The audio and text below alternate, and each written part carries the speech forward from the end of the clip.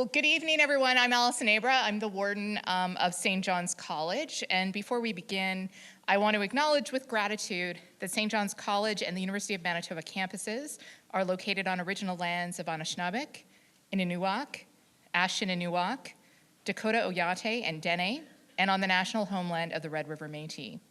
We honor, too, that our drinking water is sourced from Shoal Lake 40 First Nation. We respect the treaties that were made on these territories. We acknowledge the harms and mistakes of the past, and we dedicate ourselves to move forward in partnership with Indigenous communities in a spirit of reconciliation and collaboration. So hello again, and welcome to the 41st Annual Marjorie Ward Lecture. Tonight's program brings together two of my very favorite things, which are St. John's College and football. So I'm really excited for what is to come. If you haven't yet had a chance to scan the QR codes that are around the area here or that were on the door, we've gone green, so there's no paper program for the Marjorie Ward Lecture, but you can link to our website where there is a 6-page beautifully constructed digital program by our new Marketing and Communications Officer, Lorraine, to give you a sense of what the program is all about. I'm shortly going to introduce our Dean of Studies, who will tell you more about the history of this lecture series and about tonight's speaker, Coach Brian Dobie. But in advance of his formal introduction, I really just want to say thank you so much, Coach Dobie, for being here. I'm really looking forward to hearing what you have to say about the current state of Canadian football. And we're so pleased and honored to have someone who has done so much for this campus community and has meant so much to so many people for so many years, not unlike Marjorie Ward herself, who this lecture is in honor of, and who is also, in case you don't know, a graduate of St. John's College. So we're welcoming back an alumnus, yes. So for those of you who were drawn here by Coach Dobie and don't know that much about St. John's, I hope you'll pick up some of the brochures that are around or, again, scan the QR code to learn more about us. If you are a student or a future student or someone who knows students or future students, I hope you will let them know about some of the benefits of choosing to affiliate with St. John's when you come to the University of Manitoba. This is certainly something that Coach Dobie himself learned, as I think you're going to hear a little bit about. Really, our goal at St. John's is to provide benefits and supports that enhance the university experience and help students to succeed. So that includes campus housing. We have a residence just across from where we were all standing. Think about it, if you lived there, you'd be home by now. So very convenient. We also provide study space in a series of carol rooms in our lovely library. You get food discounts at the Daily Bread Cafe and Soup for You. Same food that we just enjoyed at the tailgate, very delicious. We have leadership opportunities, academic coaching, social events, and student activities. And then in increasingly tight financial times, the thing that really draws new students to us these days is scholarships and bursaries. We're able to give out close to $200,000 a year in dedicated scholarship and bursary support just to St. John's College students. So more and more students are discovering these benefits.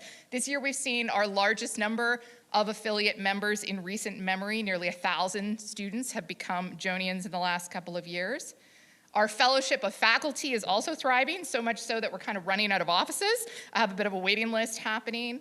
And for that community of fellows, staff, students, but also alumni, many of whom I see in the crowd tonight, and our friends and partners across campus and in the Manitoba community, there's just always something going on here that I think you would enjoy. Last week alone, we had 2 free pancake breakfasts and a fabulous research talk by one of our fellows. In a couple of weeks, we'll celebrate our graduates at a banquet and host this year's art and music competition. So it's been a really great year already at the college, but tonight it will definitely be a high point. And if you're not already receiving our emails or following us on social media, please make sure you do so you don't miss out on any of these great events. So I will now turn the floor over to our Dean of Studies, Dr. Sarah Tietzel. Sarah is new to the role of Dean of Studies. She's been in it since September, and in addition to being a senior fellow at the college, she's also a professor in the Faculty of Kinesiology and Recreation Management, and doing a really fantastic job as Dean of Studies, including planning tonight's event. So we feel very lucky to have her in this position. So welcome, Sarah.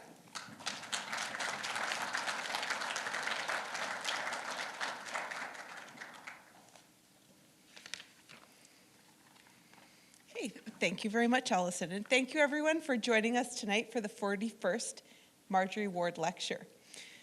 We invite you to scan that QR code if you haven't yet to learn more about the history of this event. Most people here recognize Brian Dobie, usually by his signature hoodie, leading the Bison's football team at the stadium across the street. We are so honored to have him here tonight with us in St. John's College to deliver this lecture, where he will share some of his reflections on the future of football in Canada.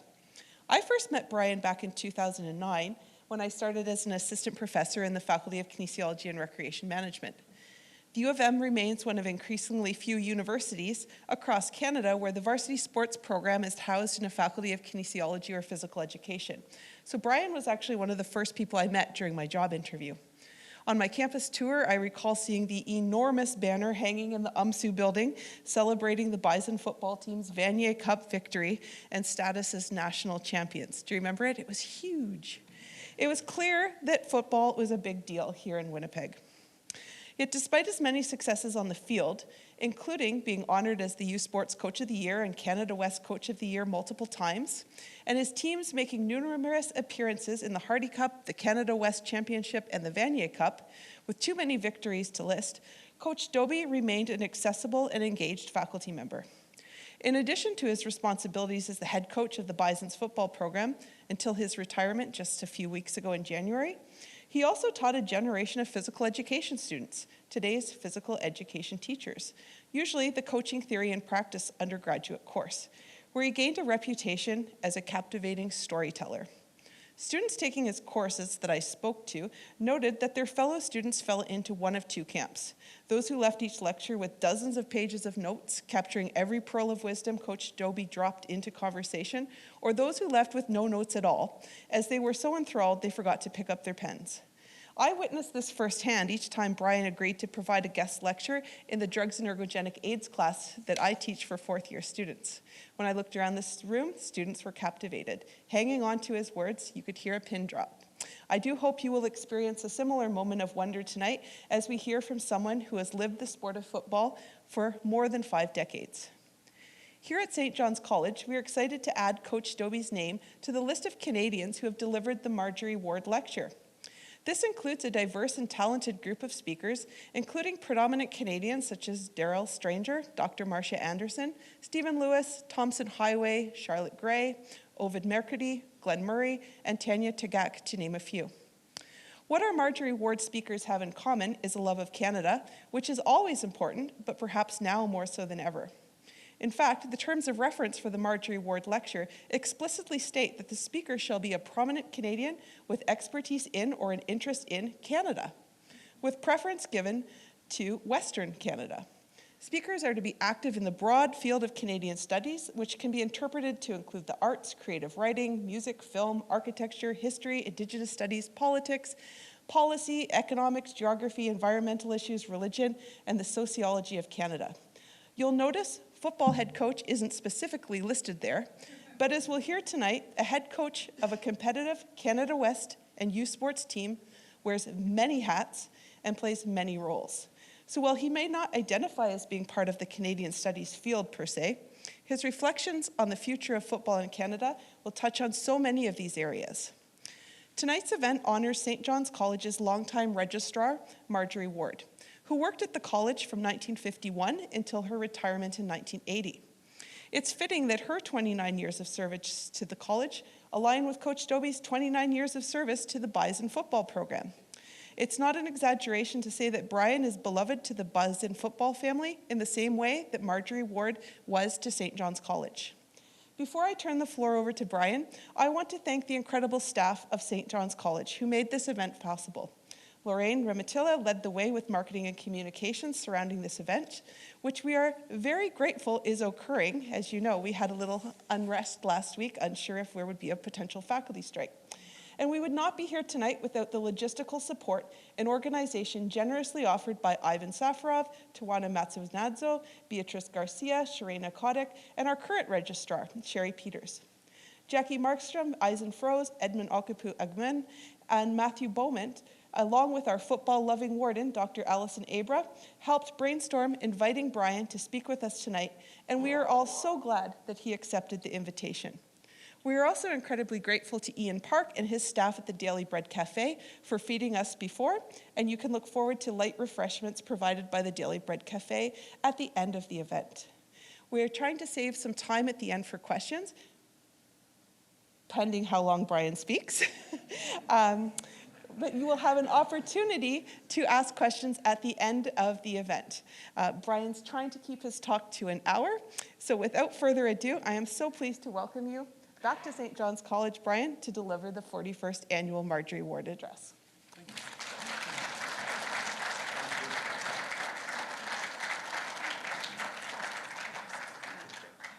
Oh, thanks.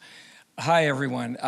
First of all, it's great to be here. I'm gonna talk briefly, I hope, in different areas, but I do want to talk about St. John's. But I first want to, I just kind of generally recognize different people from across campus here. I'm not going to call out names, and colleagues and people from our faculty, kinesiology, and all over campus. And I had a great conversation, short one, but a great conversation earlier with somebody that I really respected, that that really helped me as a coach and helped our student athletes and literally helped them get through. And there's some people, for example, there's a gentleman here named Yusuf Hawash who runs the football program at Churchill High School. And, you know, I'm bringing this up because when I was at Churchill as a high school teacher and a coach, and this opportunity came up, I got the job my third time around. I kept getting rejected and not getting the job. Third time I got it, I had this image that I was going to come out to the University of Manitoba, and it was going to be the ivory tower. It was going to be, you know, people were, I'll just say it, people were going to be snobby. People were going to be not accessible. People were not going to be that helpful. Everybody was going to have their own agenda. It was, I look back, and I can't believe when I look back at teachers out there in our school system, how hard and how difficult it is for them, how much work they have to do and what they go through. Because for the last 3 decades, I've been out here, and I hope and I think I've worked hard, but the support, everywhere I went, save way back when, the associate dean in the Faculty of Arts, I had a battle with him once, but other than that, every single person that I went to for every reason did everything they could to find a way to help our student athletes. Every one of them, regardless of their role on campus. I love this university. I'm going to get emotional. I'm just emotional at the best of times. So I love this university. I love it for so many reasons. St. John's, my family moved away when I was in grade 12. I lived with a friend, and then away I went into residence. And I was in residence here at St. John's for 2 years. And my first year in residence was 1971. Many of you in the room are way too young, but the Vietnam War.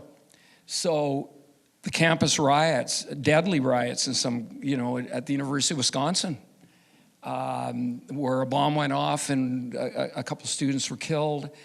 The riots that everybody knew about at University of California, Berkeley, you know, that was the era when it was the first real war where everything was on TV every night. And then, of course, there was the Kent State incident where 4 students were killed. So I moved into residence, and even though my family had moved away, it was a reality check. I was really homesick, and it was my second or third night in residence, and it was about midnight or so, one in the morning, and I don't know anybody, and I'm in football training camp, and I don't know anybody in the residence yet, and I'm asleep, and all hell broke loose. Outside the residence, people running up and down the halls and in the residence here screaming. I was terrified. I thought it was a campus riot. It wasn't. It was Taché raiding our residence with water balloons and stuff. I swear, I thought it was a campus riot. That was 1971. This college means so much to me. In fact, and I say this when I'm taking recruits around campus, and whenever I come this direction, I always point out, you know, those of you that know the campus well, down by the river, that little, I don't even know what it is, a little castle thing by the river. I point that out, and I point out St. John's, and I point out the chapel here at St. John's, because June 23rd, 1979, my wife and I got married in the chapel at St. John's College. So there you go. Yes, St. John's. So it means a lot to me. Marjorie Ward was the registrar when I was here, and I am truly honored. And I was saying, you know, to people earlier, how much it meant to be asked to do this. You know, I'm leaving, and I'm quickly realizing that you're never really leaving. So anyway, I'm over at the stadium probably way too much, but. To come back, I am so honored, and I'm so excited to be asked to do this, so thank you. You don't look at your watch already, because we got about another 20 cards to go. So, I want to talk about, part of this will be more serious than I probably wanted it to be, actually. You know what I really want to do? I just kind of want to tell bison stories and football stories. And trust me, I swear, I'm looking at the chairman of our leadership group sitting here, Mark Rawhouse, who is undoubtedly, I keep putting pressure on him, fast-tracking his way to med school. Great football player, and he's going to be a great doctor.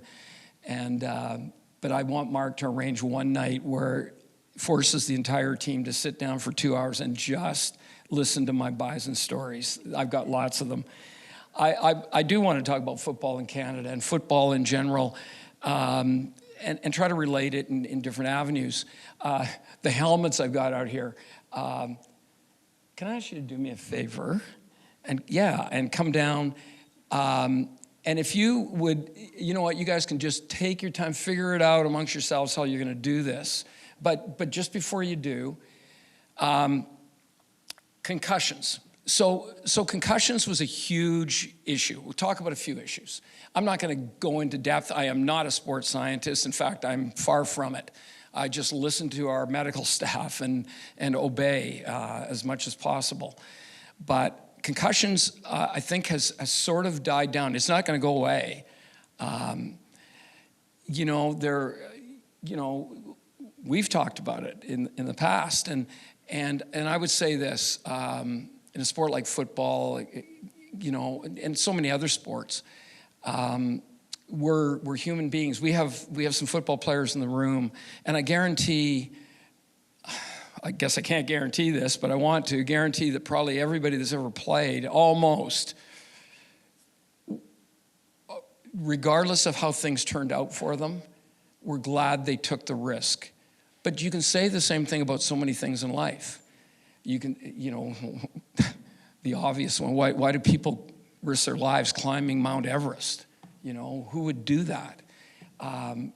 I'm not trying to akin it for it to be the same. Of course it's not. But we have a young man in our football program right now who's desperately and dying trying to. He couldn't play last year because of concussions, and he wants to play. He wants to play his last year. I've got some football players in the room that were drafted in the CFL, and I love him, and I don't trust him, if that makes sense. If he gets any slim chance to play and is cleared, he will play. And he is at serious risk, and he should not play. But he will play if he can get clearance in some way, shape, or form, with hopes, and he's really good. And he's a kid that could probably play in the CFL. And so what's he risking it for? entry salary to the CFL is $70,000. Now, you know, that looks like a pretty good paycheck to a couple of the students right now, but you're going to risk not just your health, possibly your life, for the hope that you even get drafted, and then the hope that you make the team, and the hope you get the $70,000 entry paycheck. That's just, it's kind of the human spirit. So I'm not trying to defend concussions. I'm just pointing out why these guys and athletes in this sport and other sports like that are willing to take that risk. There's mitigating factors that come into play, of course. Rules are constantly changing to eliminate knee injuries and concussions. Proper technique. It used to be, if you didn't tackle somebody head on, you weren't a man. You weren't a true football player. Now we teach alligator tackling. I won't even get into it, but picture an alligator and how they latch on to something and then they writhe around. That's essentially to avoid that direct head contact. It's a good technique. Our guys need to do that more. Helmets. So helmets. I'm going to get you to pass these around one by one. Just hold them up. The first one is not literally the same one, but that is literally the exact same helmet I wore when I played here in the early 70s. And it's ultra light. I'm sure 1,000 of those were cracked. And the padding inside is exactly all there was. So please pass it around at your leisure as we go through the room. That's what we wore.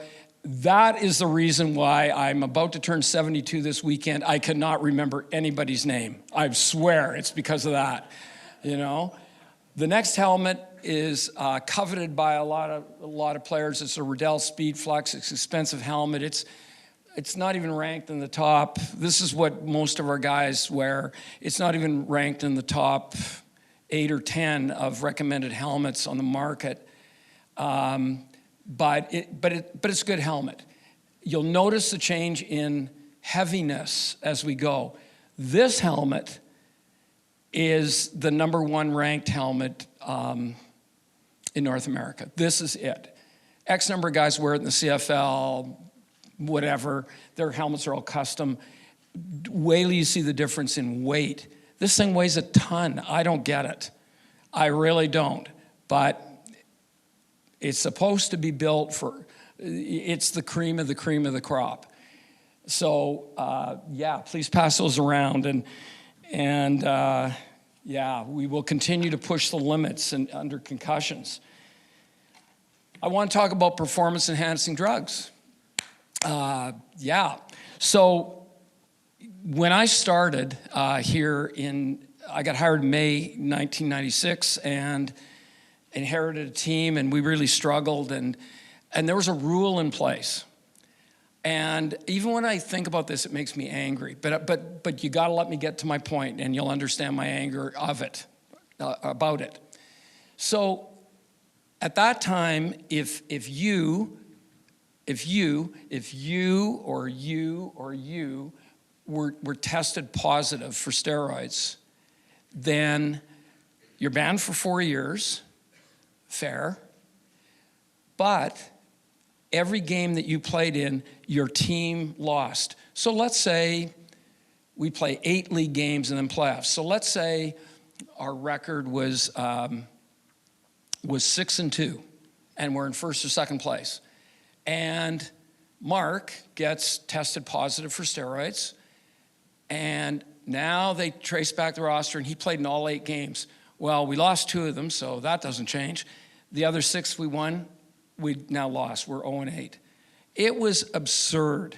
And there are people here that might go, no, they should bring that back as a deterrent. I don't believe that was a deterrent for 1 second, but I'll explain why. So I thought it was really unfair. And I'd been coaching and teaching in high school, and my perspective was probably different than a lot of people in university sport across the country, because I didn't go up through all the ranks. I didn't go through, playing high school and then playing university and then playing 14 years in pro football. I was a high school teacher. I'm proud to say that I was an educator. I cherish that word. And you know, my perspective was just different. I thought the rule was unfair. And here's why. Because when we would go through our education process with our players, I used to say back in the day, you know, we go through the whole seminar, don't do steroids. You know, that we deliver that message hard, hard, hard. And then I would say, look, if you make that mistake, we will do everything we can to help you, but you're going to be banned for 4 years. But basically, I was saying, we got your back.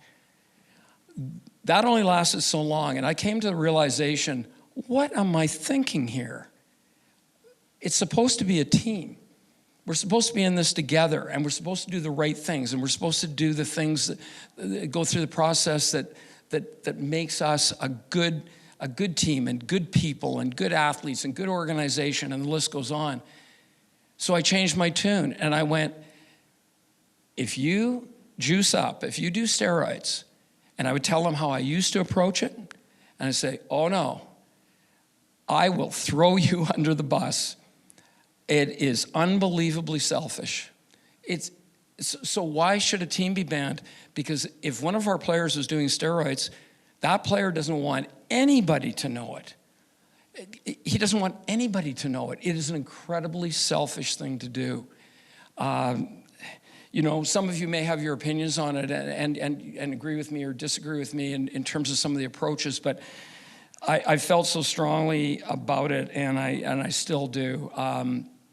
You know, especially in a team sport that needs team to be so cohesive and on track, and that somebody would do that to their teammates and to the team. So you know, marijuana, on the other hand, interesting. Marijuana was also a banned substance, and that bothered me too, in that I used to make a point. I mean, there were many of us that did, that we'd say, well, there's 30,000 students on our campus. How many of them actually drink?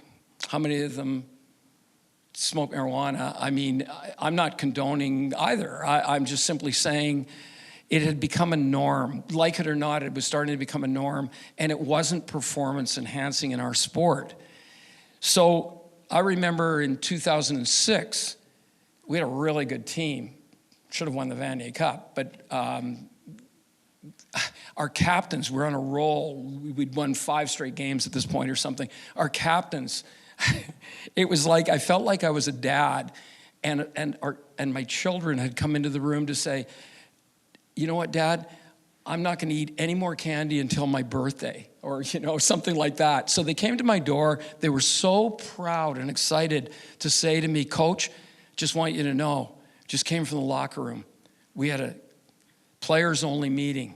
Just want you to know, we're going to win the national championship, and we want to tell you, we made a vow.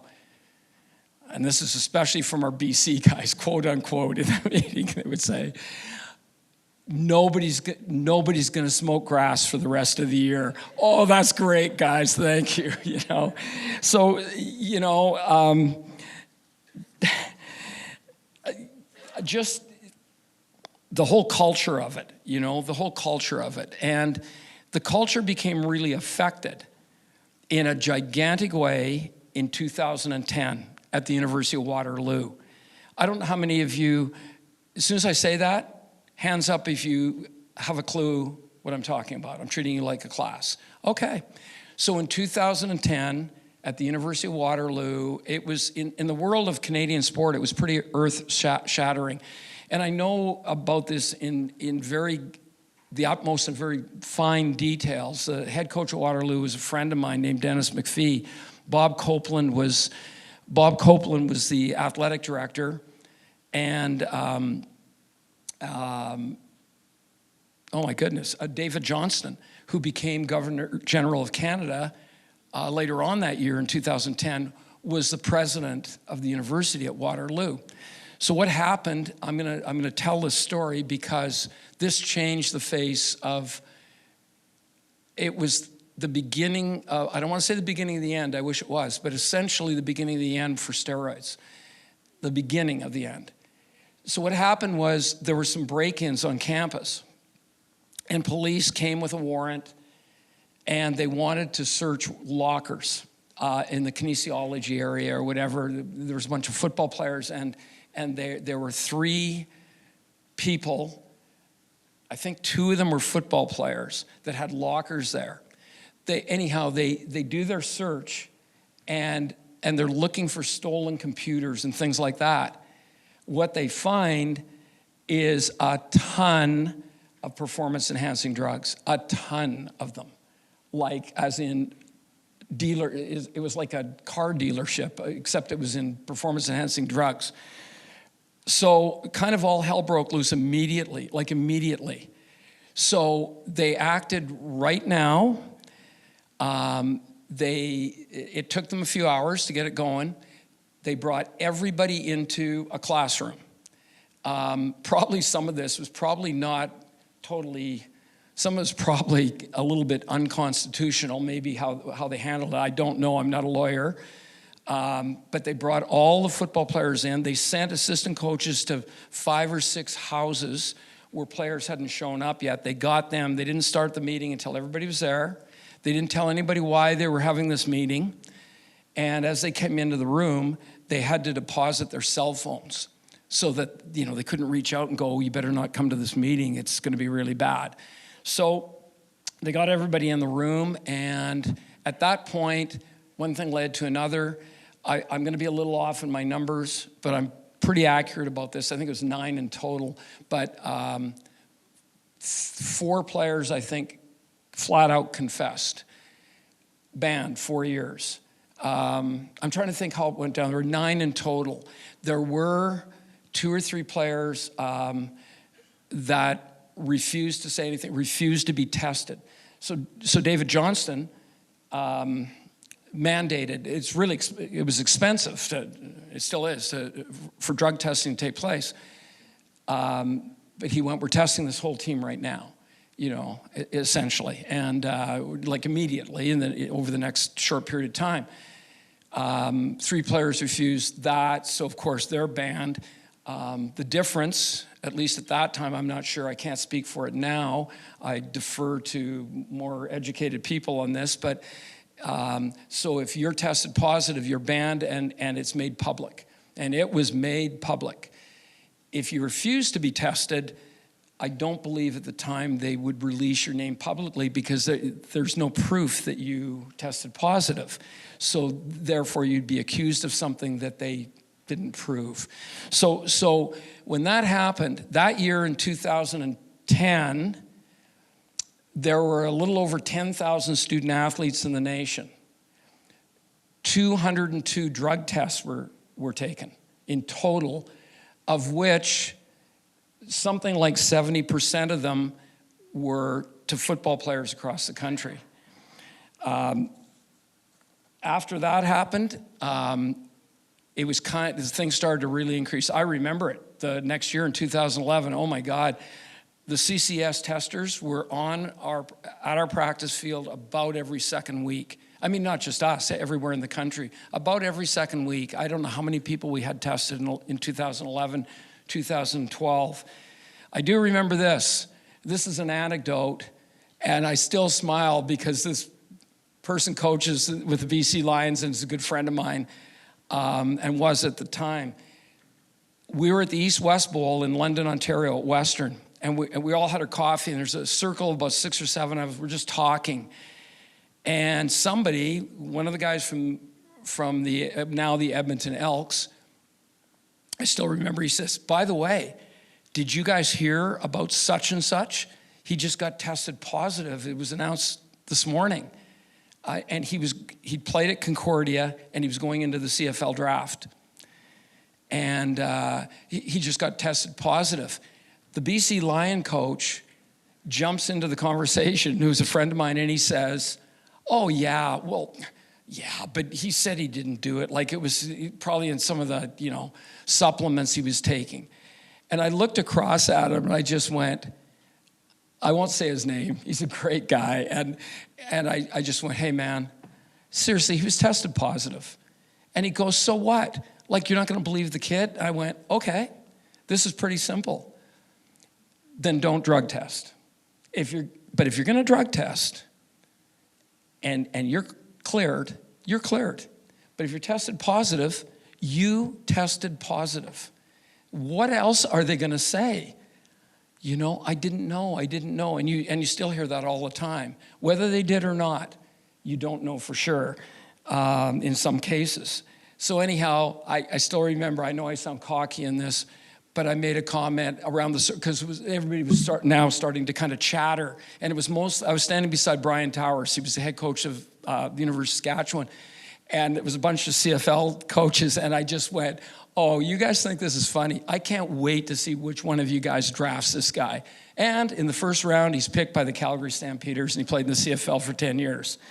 Which leads me to Paul Friesen of the Winnipeg Sun, and Darren Gill, player's agent in Montreal, and me. I'm going to brag on this because it's one of the things I'm most proud of in my career. So we started looking at what we could do, you know, as coaches in the country. Football was the big bad guy, you know, and of course education. It wasn't a deterrent. It wasn't, you know, you just keep going on, testing, or tons of money. But here was the real deal. To me, the one and only deterrent. When we recruited kids out of high school, not once did I ever even blink my eye thinking that kid is juicing up. Year two, no. When I started worrying about guys was when they were heading towards their draft year and they just think they needed that extra edge to get drafted. That's when I would start worrying about guys. So my proposal in our little group, Paul Friesen and Darren Gill and myself, in our discussions, was we're not going to change this. It's not going to change. Why is it going to change? There's no reason. It has to come from where they want to get to. It's got to come from the CFL. And I'm a huge CFL fan, but I'm sorry on this one. It was like, really? This isn't a hard thing for you guys to do, and they wouldn't do anything. It took a couple of years of lobbying, and finally they put in a rule in 2017. And they put in a rule, and I'm bragging, this was my proposal, that if somebody is tested positive in university sport, that they are banned from the draft for that year. Now okay, fine, CFL, you're running your own business, but at least put up a deterrent, and they did. And there's some other consequences that went along with that.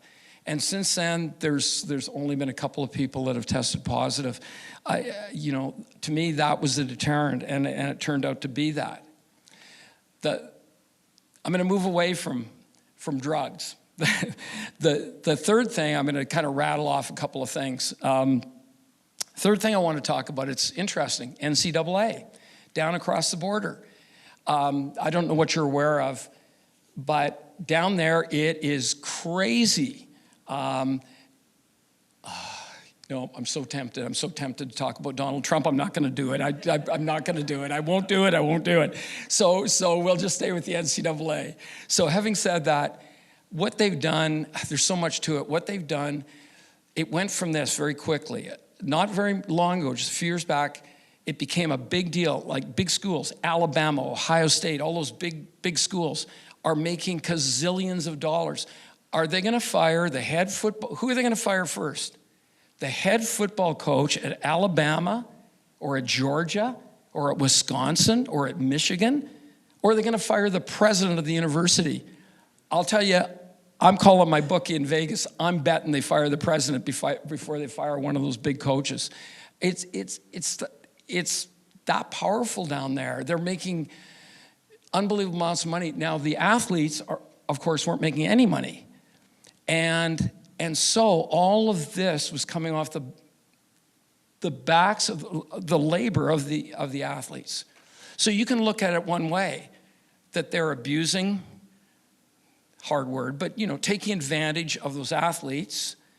What do the athletes get out of it? Okay, you get your education paid for. I think that counts. You have an incredible student-athlete experience. I think that counts. But you're not getting millions of dollars. So what they did, things accelerated, went to court, bang, that court, things kept changing. Now, you recruit a player, he sees a better opportunity at that school, he just jumps through, it's called a portal, and he enters into the portal. There are, every year in the last 3 years or so, there are thousands of student athletes transferring schools, and they'll go from one school, the next year to that school, the next year to that school, the next year to that school. There's a player that I recruited really hard who went through that process. His name's Nick Martiner. He was the second guy picked in the draft by the Ottawa Red Blacks. And I recruited him in Toronto, and he committed to us. It was so awesome. He was the best receiver in the nation. It was too good to be true. He's going to come to little old Manitoba. And then about 2 months later, he called me. And when I answered the phone, I could just tell by his voice. And he told me he got a full ride just offered to him to the University of Hawaii. So he went to Hawaii. Then he transferred to, oh my goodness, University of Cincinnati, somewhere else. And then he ended up at Auburn, a big football school. And didn't make the NFL, but was the second player picked in the draft in the CFL. There are thousands of players using the portal. And now they get nil money, NIL, name, image, likeness. So I really want you in my football program. You're outstanding. And you know what? I'll tell you what. Maya Turner, I think almost everybody in the room knows the name. If Maya Turner was at Ohio State or wherever doing what she did here, she would be getting, I swear to you, I can't literally tell you this because she's not at Ohio State. She would literally probably be getting well over $1 million, maybe $2 million in nil money, unquestionably.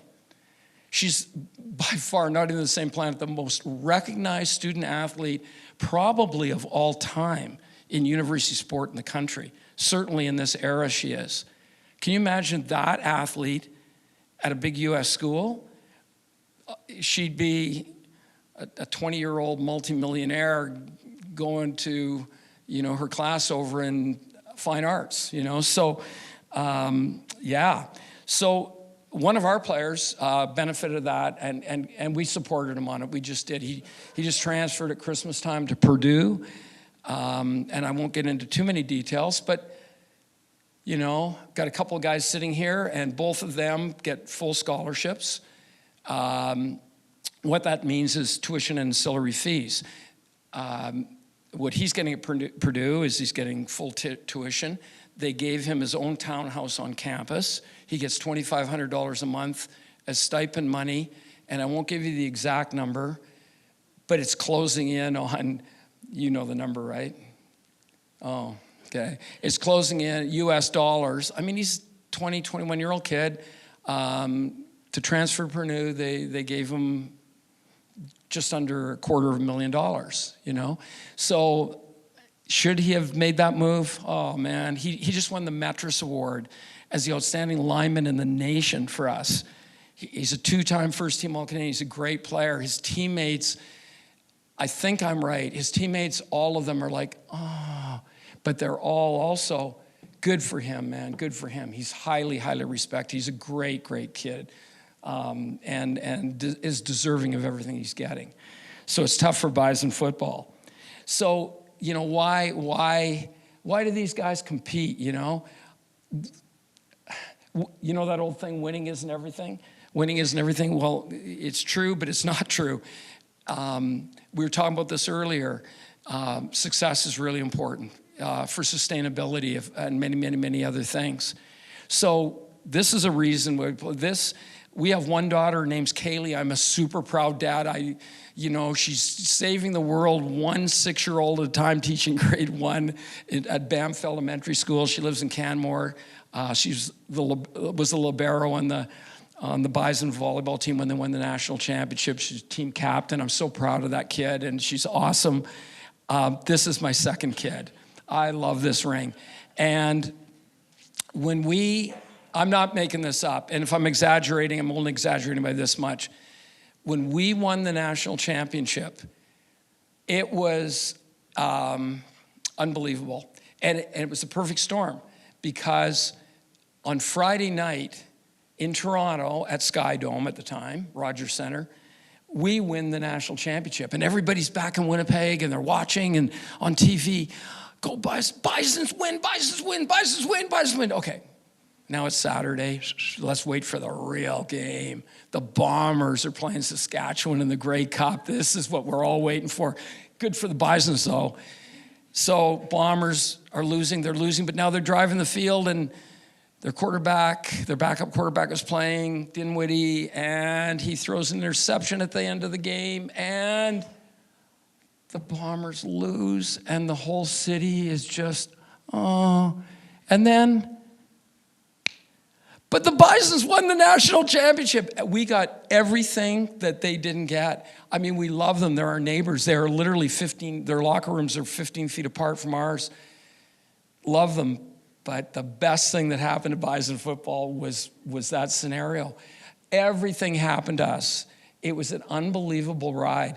And this is my second child. So when we made up this ring, you'll see certain things on it, but everything on the ring stands for something. My wife, who is a lifetime fitness person, she never, not one moment ever competed in sport, could care less. She came downstairs one time. She was on the phone with her sister. This is a few years ago. Peyton Manning. For those of you that don't know, he's a quarterback. But anyhow, my wife, my football wife, comes down and goes, "Hey, Brian, does Peyton Manning play hockey or football?" "Oh, Jackie, he's a football player." So we won the national championship. We're getting the ring made up. We're so excited. We're so excited. We had this ring committee, but we couldn't decide how many diamonds we wanted on the face of the ring. And by the way, Emma Kazathmary, thank you, Emma, for these rings. Anyhow, couldn't decide. We'd had a couple meetings. Come home, Jackie's making dinner, and I walk, and she goes, "How'd your ring meeting go?" "We can't decide what to put on the ring." She goes, "Well, like, Manitoba hasn't won the national championship for 37 years. Why don't you put 37 diamonds on it?"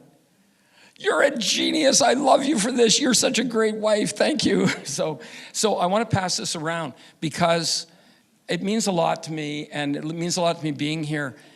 When we won, I don't know how many. I do know because I tabulated it. I can't remember the number. I had something like 72, 74 or something speaking engagements. Like, it was a terrible year for Bison football. There was no recruiting. I was speaking at everything, it felt like. It was crazy.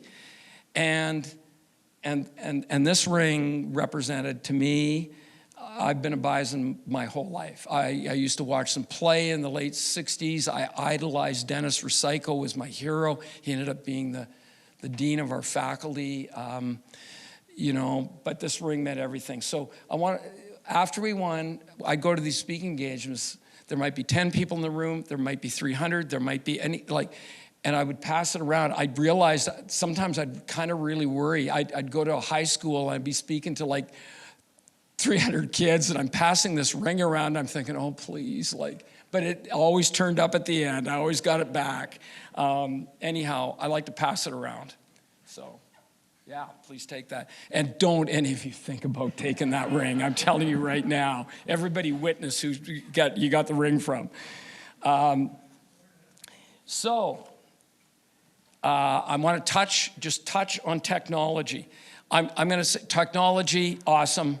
I'm not even going to get into it. I'm going to talk fast. Technology, awesome. We all understand technology is awesome. I'm not on social media. I know nothing about technology. And I claim to be, and I bet you I'm right, the least most technological person that works on the campus at the university, regardless of your employment. See, these guys are lucky because they know. I know nothing, but technology has really changed the game in many ways. But I'm going to give you 2 ways that I think are bad. One, you might not agree. iPads. Watch a hockey game, watch a football game, Everybody's going to the iPads. Bang, bang, bang, bang, bang. I get that. I understand. We do it. We have iPads on our sidelines. It's instant teaching. But here's the part that bothers me. I'm old school. Okay, your team, all of you are the head coach of UBC. And your coaching staff has done an unbelievable job of preparing for us. You put in all these new plays. You've changed something in your system. You worked so hard to prepare against what we do. You've done a great, great job. Okay? We're lazy. We didn't do a very good job preparing for UBC, but, we're going to be okay. We'll go out there. Game starts. Here we go. Oh, my goodness. They're doing all these different things. Well, let's just check the iPad. Oh, this is what they did in the last play, because it is hard to tell what's going on from the sidelines and even from up top in the booths. It's all happening like that. The iPads changed everything. It's really good, but it's lazy coaching. I'm just saying. So I'm not a big fan. I'm just making the statement, okay? And I am old school. But here's the one that I am old school, and I stand by it. Sport IQ. Sport IQ. I look at Sarah. I don't know how much research has been done on, and maybe you're not the one to talk to. Colleen, I don't know who is, but sport IQ. We call it football IQ, but sport IQ. So how well do you really understand what's going on? How is this formed? Why is this happening? The whys and the hows are everything, right? No disrespect to my players in the room, but when we grew up, and you saw the helmet I played in, when we grew up, we played. We played all the time. And half the people in this room can totally relate to that because you're in my wheelhouse. We played. There was no internet.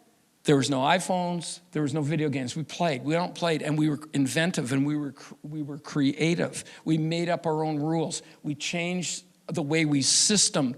We changed our dynamics. We did that just on a playground. We did it with 3 kids. We did it with 23 kids. We did it with 12 kids. But it didn't matter what the sport was. We found ways to make the game more and more interesting. And kids now, I'm not trying to sound like, oh my God, like my parents, but they're not growing up playing the way we did. Everything is structured. I look at my daughter.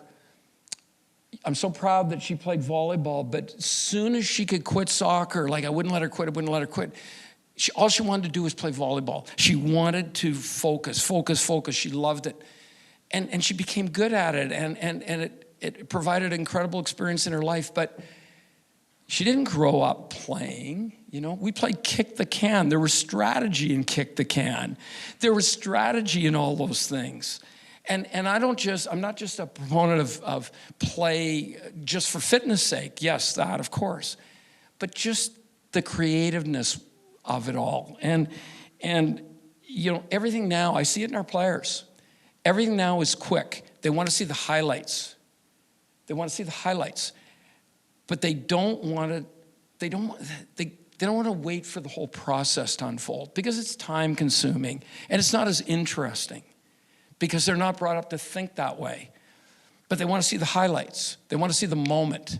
They want to see that A.K. Gassama diving in the end zone, reaching out and a one-handed catch. That's what they want to see. Do they live in front of the TV watching CFL and NFL games all weekend? No, they don't. And the reason they don't, it's not even their fault, because the TV is filled with nothing but sports highlights. That's what they go to. And they get to see all these teams and all the best highlights. But that's not the best way to learn. But us growing up, half this room in my wheelhouse, we didn't grow up that way. We grew up involved, integrated in the process.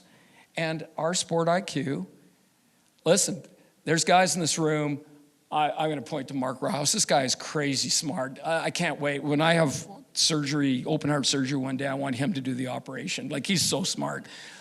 But my sport IQ, if we could measure it, I don't know if you can, It's better than Mark's, but he's way smarter than I am. He's more intelligent than I am.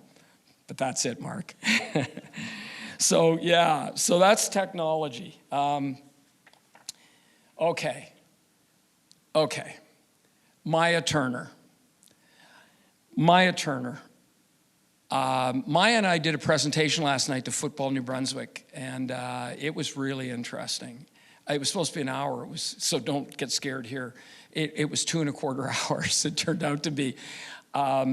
Maya is, I have so much respect for her. I got to kind of sort my notes here because I kind of want to do this right. So there's way more to the Maya Turner story, and I'm going to kind of encapsulate it here a little bit, more than I really want to. But Maya was burned out with the sport she was in. She was an outstanding soccer player. She played on one of the top two or three club teams in the United States of America. Every girl on her team got a Division I scholarship. Think about that. Like, wow. She went to a really high academic school. She went to Loyola in Chicago, big basketball school, by the way, traditionally, and just wasn't happy. She just wasn't happy. And I'm telling her story, of course, with her permission. It's been told so many ways by different people. So one of the things that struck me about Maya that I learned later, she went to Cole's kicking camp in Texas. Now that's big time. That is the kicking camp. So she had quit soccer. She goes down there. She gets a coach.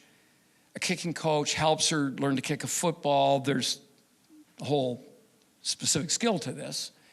And goes to this camp. So here's the list of the camp. Johnny, Billy, Larry, Mike, Pete. Now, in that camp, not the camp she was at, but NFL and CFL kickers go to that camp every year to get tuned up for their upcoming season. But in this camp, it was a competitive camp. It was to get scholarships. Almost literally every player in the camp got a scholarship. They're all graded. They're all filmed. They're all graded. Here's the number 1 ranked kicker coming out of Coles. Here's number 2. Here's number 3, etc. Maya was in the bottom of, am I saying this right? The bottom of the top half. So let's call her, 60 percentile. So there were 40% of the participants in the camp were ahead of her, were better than her, and 60% of them were not as good as her.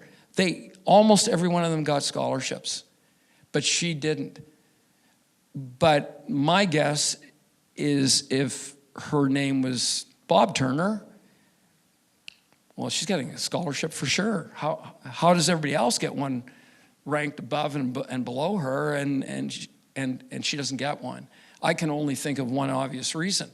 So she reached out to a million schools, but she reached out to us, and we needed a kicker, and we really liked her film. And the gender was not the issue. It was interesting, I won't lie. It was like, okay, wow. It did have a wow factor because she was female. It did, I'm going to be honest, but we didn't sign her right away. I didn't even react to her right away because her film was just kicking. There was no game film. We wanted game film. Well, she didn't have any game film. She didn't play, So this went on. We got film after film after film in with kickers. We compared. She's better than him. She's better than him. She's better than him. She's better than him. Finally I called, talk with her, then finally called her and said, look, there's no game film. We really like you. Would you consider coming up here and kicking for us? So she flew from Chicago, where she was going to university at Loyola, and to Minneapolis, and she and her parents came up here. She kicked for us in early April on an awful day. The grounds crew at the stadium warned me, went, oh, coach, it's still unthawing, like it's half frozen, it's bad out there. The wind's coming out of the north. It was a Manitoba early April day. She was competing for an opportunity, and she was competing with our outgoing kicker. I won't say his name. who was a very, I'll just say it, was a very kind of, thought a lot of himself and is very macho kind of guy. So I could see him during that session. He wasn't going to, I'm going to kick this chick's butt. That's what he was thinking. And you could see it. It turned out the opposite. I'm not saying she kicked his butt. He was a good kicker. She was better. She out-kicked him in this session, and there were several players helping facilitate the session. Others came out to watch. Really, coach? A girl? Really? Okay, let's see what this girl can do. We took a break. All the guys came over to me. Coach, she's amazing. She's the real deal, coach. Anyhow, I could keep going on. I'm about to go on a tangent. I won't. Brought her in. We signed her that day. Meritocracy. So many people, and there was that whole thing. There's so many people out there that went, well, sure. Way to go, Dobie. What a guy you are. You're giving this girl a chance, making a little statement while you're at it. That's awesome, a little statement about the diversity and equity and, so on and so forth. If somebody came in that was better than her, they were going to beat her out. She was just better than everybody else. It was as simple as that. So, in 2023, I don't know why I'm looking at my notes here, she didn't start. She didn't dress. She hadn't dressed. No female, no woman has ever played in a youth sport game in the nation, ever in the history of football in the country. We had a pretty good team, we thought, and we lose game 1, we lose game 2, we lose game 3, for a number of reasons, including, not just, including our kicker. And he was a good kicker, but, everybody had to take a step up for us to win. We were going into game 4 as our homecoming game. If we don't win this game, that's it. The year is going to be done. We'll be too big a hole. We decided we're going to dress both kickers. Our male kicker, early in the game against Regina that day, the game we had to win, missed his first 2 field goals and was 0 for 2. Now we're in position to kick another field goal. And our special teams coordinator just looked at me, coach, and I just went, Maya. And I can remember her going onto the field. And people were aware that she was, at this point, already had made history, that she was the first woman to ever be on a game day roster. But now she's going into the game, and you could hear the crowd in the background. It was a really big crowd, and you could hear it kind of get quiet. Like I remember it getting quiet. There was a buzz.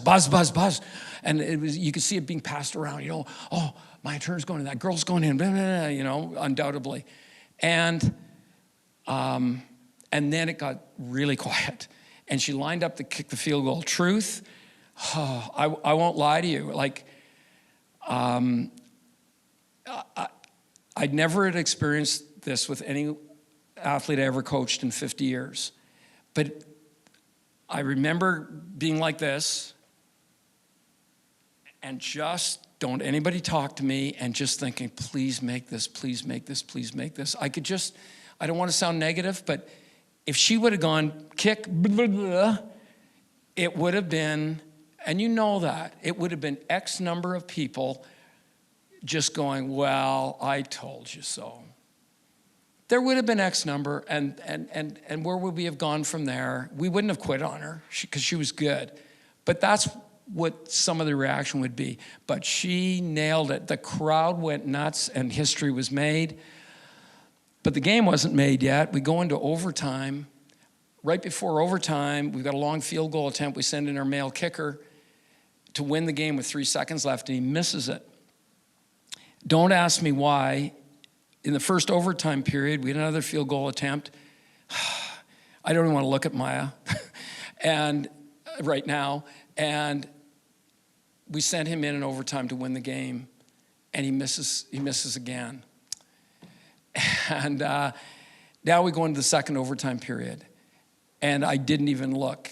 We got an opportunity to win it now, and here comes our special teams coordinator, and he goes, "Who do you want?"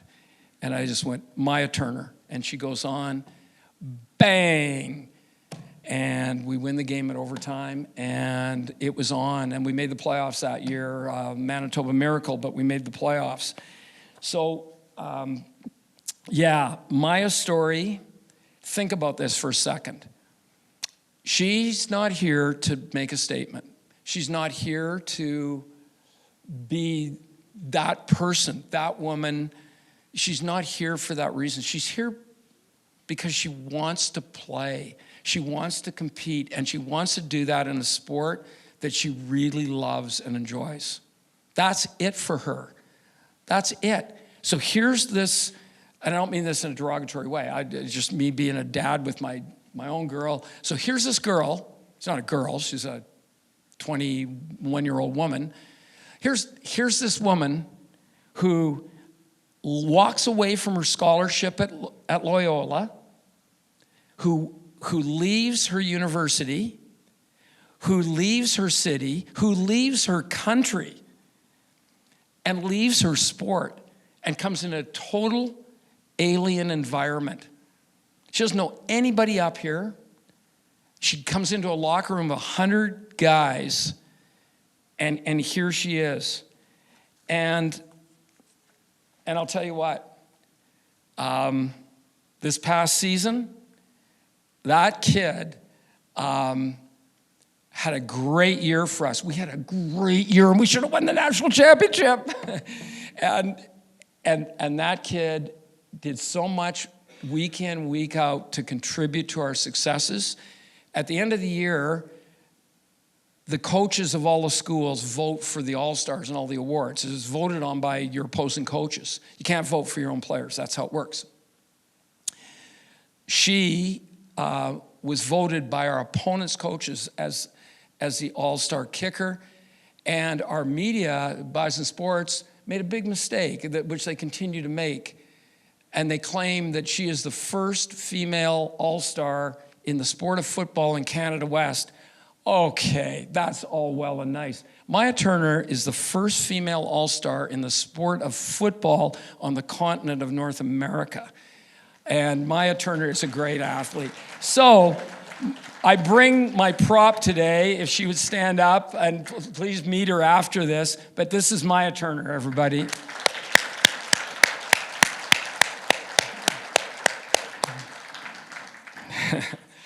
Okay, how am I doing?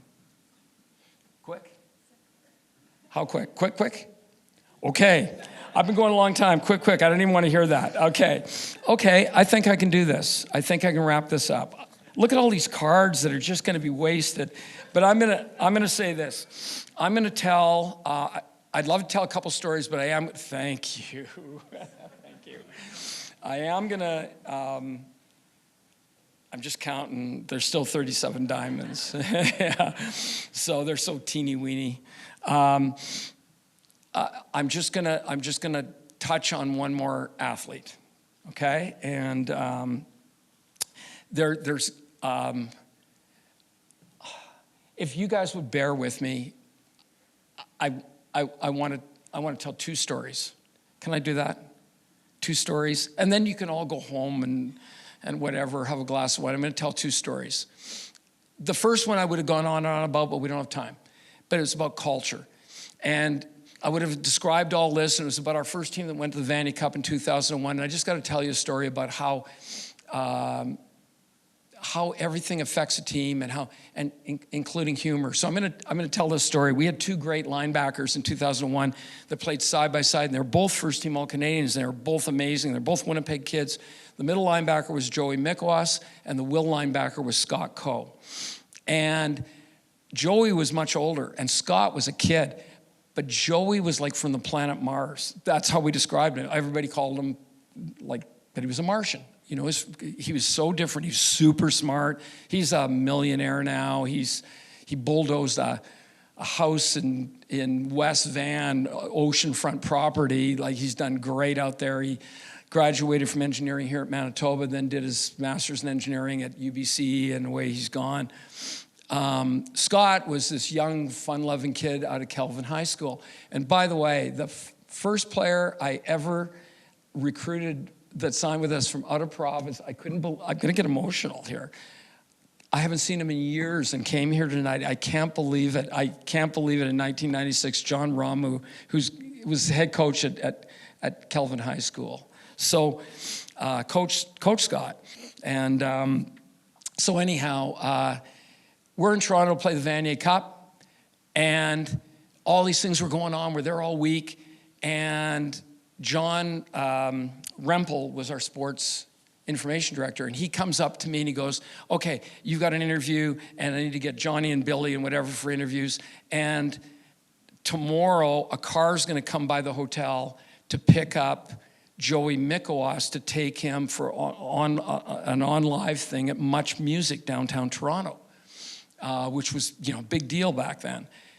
And Joey wanted nothing to do with media, but he was always he was so good. He was the best linebacker, he was the best defensive player in the country, and drafted by the Bombers. So anyhow, the day comes, I'm not gonna do it, I'm not gonna do it, I'm not gonna do it. Scott literally, I'm going, Joe, you have to go. I'm not gonna do it. Scott goes, I'll go with him, coach, I'll take him there. Here's this 18, 19-year-old kid, I'll take him there. Come on, Joey, we're going to go. So he does. He goes, he gets in the car. They drive downtown to the studio. Now they're waiting in the studio. Now Joey's pulse is going bang, bang, bang, bang, bang. I can't do this. I can't do it. I'm not going to do it. Now, woman comes in.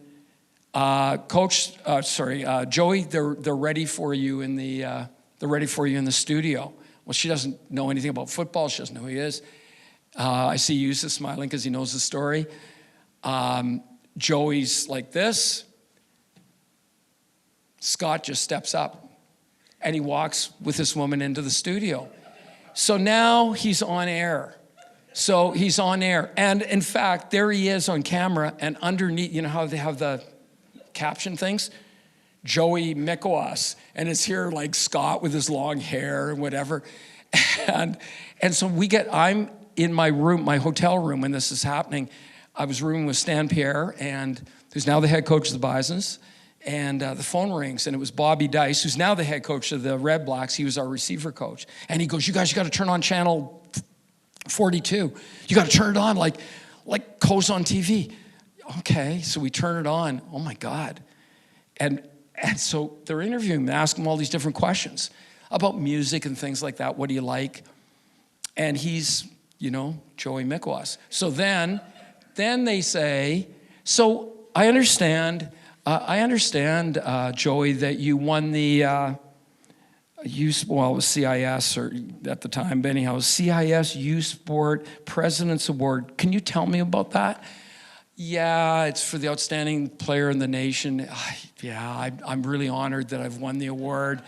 It means so much to me, but we have a great team. We've got great coaches, but quite honestly, I really am. I'm not deserving this award, and I'm not trying to be humble. The player that plays right beside me, our will linebacker, is named Scott Co. He should have won this award. It was the best Bison story ever. It was so good. Anyhow, that's how you win.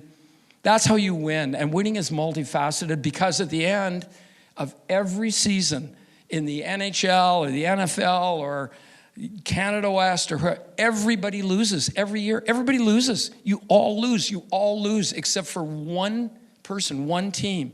Everybody else loses. You need to build strength in your players and your team collectively. And it comes from things like that. That was such a great group. It was an amazing group. So I want to end this with a story about a person in this room.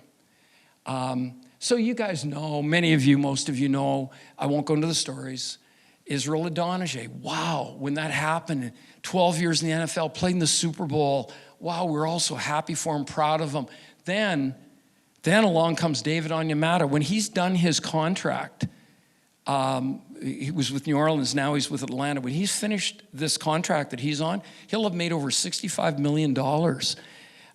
I was saying to Michael Benarosh a couple of months back, we were talking about it, and I said, name a person that ever in the history of the university that went out and with their degree and had a starting salary of, well, it wasn't 65 million, but you get the picture. Like, that's so exceptional. Like, how proud are we of them? But we're proud of all our players, and that's what this is about. That's what university sports is about. That's what high school sports is about. It's about developing people. That's what it's about. Winning, yeah, it's about the process. It's about the people. And in my whole career, I've coached for 50 years.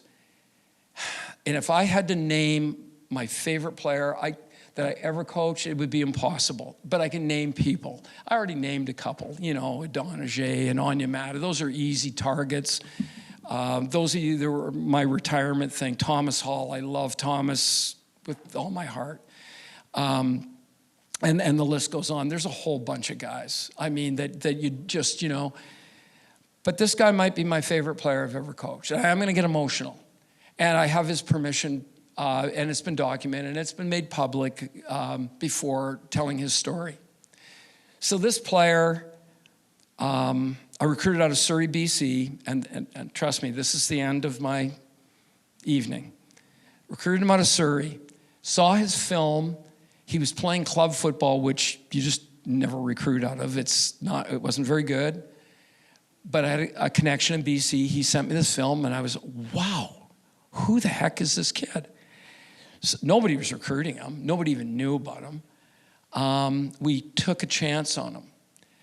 When I was recruiting him, now I'm talking to him on the phone. I'm talking to him on the phone. I'm talking to him on the phone, and then I'm going to fly out for recruiting visit. I'm going to have all these recruiting meetings out in the West Coast, and I'm going to meet with him. So during this time while I was recruiting him, I was also at the same time always talking to his social worker, and I always screw up her name. I'm going to call her Emily. He can correct me later. And now I'm going to meet with him today. So we meet in the lobby of the hotel, and we're having a great meeting, and I know his background. And his background is this. And he's given me permission to say this, and we've talked about it before in the media. He was born with, they believe, like a cocaine addiction. He was born with an addiction, with a drug addiction. He immediately went into care. He was, by the time he was, I could have the years off a little bit, because I know his whole thing. In fact, I could pull out my cell phone and read it off to you. It's about 4 pages of documentation that the university also has at Accessibility Services. So this kid, from the time he was born to the time he was about 13, had lived in 10 different foster homes. 10 different foster homes, had gone to 9 different schools. Many of us, most of us probably in this room are parents. Like, can you imagine? I can't imagine Kaylee having to go from, and all the more power to people that are fostering kids. I don't mean it that way, but how hard would that be for a child to go through all that? And the list goes on and on. You have to see his documentation. So I have this meeting, and he gets up to go to the washroom, and I turn to his social worker and I go, I can't believe how positive this kid is.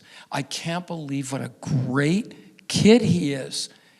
And she went, I know. I still remember her saying, him and his sister are like the poster children for BC social work. I went, I can see why. So we sign him. He comes to Manitoba. He goes through first term, takes 3 classes, 4 classes, whatever he took. He failed every one of them. Failed every class. We go into term 2. He goes back to BC. It's now early January. He comes into my office. He goes, Coach, I need to talk to you. And he closes the door. When they close the door, it's never good. So he closes the door and he starts to cry. And he says, Coach, I'm going to leave. I'm going to quit. I'm going to go back home. And I'll always remember these words, and I've heard them before from other players too, about their own selves sometimes. His words were pretty much word for word. I'm too dumb to go to university, were his exact words, and I'll never learn Coach Pierre's defense. And I laughed at that one, especially because I went, yeah, nobody learns this defense. It takes them about 3 years. So I chuckled. I said, listen, man, don't quit. Don't quit. I can't promise you that it's going to be all roses or you're going to go to the NFL Hall of Fame, but I promise you that it will get better. Whatever that means, but I promise the skies will part. You'll see the sunshine. It'll get better. And he stayed. And that kid, man, a couple of years later, that dumb kid, that couldn't learn defense and couldn't spell cat or whatever it was he thought he couldn't do, that kid became first-team All-Canadian linebacker. And I know he was more proud of this, academic All-Canadian. And that kid is Nick Thomas right there. Nick, please stand up.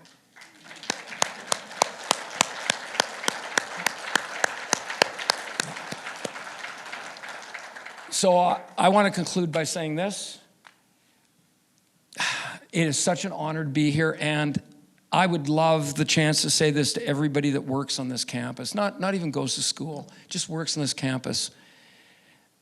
To me, the single best thing about the University of Manitoba, the best thing, it isn't about, because I'm not involved in it and I don't know enough, it's not research, it's not sports, it's not, look at this lecture hall. It's not that. It's not these great new buildings that are going up or that awesome stadium. Those aren't the best things. They are awesome things. The best thing about this university is that I swear there's no university in the country, I don't believe there is, that is better in terms of truly caring about their students.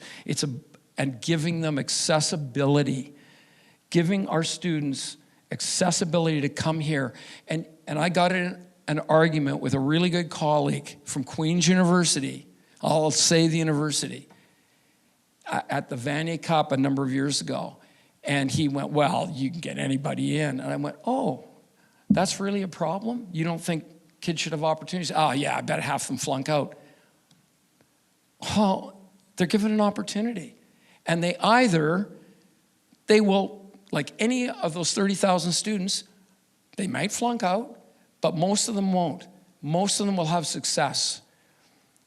And I'll tell you what, I can't wait. I've only been to one because we have so many players, I don't go to their grads. I just don't pick.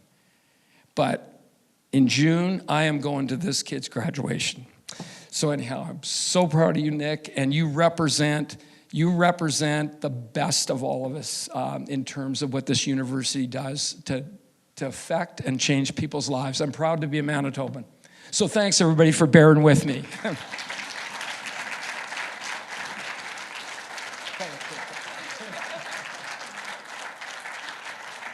Thank you very much, Brian.